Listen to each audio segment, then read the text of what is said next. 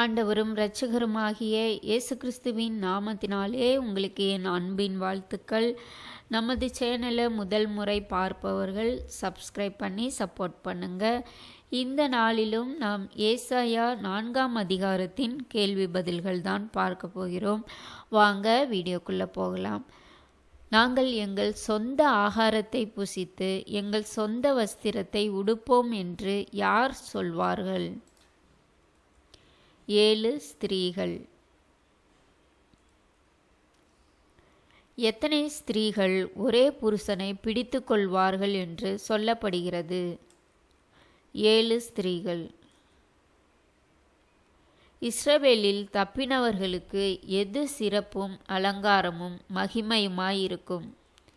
கர்த்தரின் கிளை.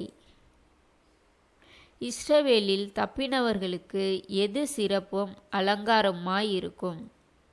பூமியின் கனி. எருசலேமில் தரித்திருந்து ஜீவனுக்கென்று பேரெழுதப்பட்டவன் எவனும் என்னவென்று சொல்லப்படுவான்? பரிசுத்தன் என்று. மகிமையானவைகளின் மேலெல்லாம் உண்டாயிருப்பது எது? காவல். கர்த்தர் கொழுந்துவிட்டு எரியும் அக்கினி பிரகாசத்தையும் எப்பொழுது உண்டாக்குவார்? இரவில். கர்த்தர் மேகத்தையும் புகையையும் எப்பொழுது உண்டாக்குவார்? பகலில்.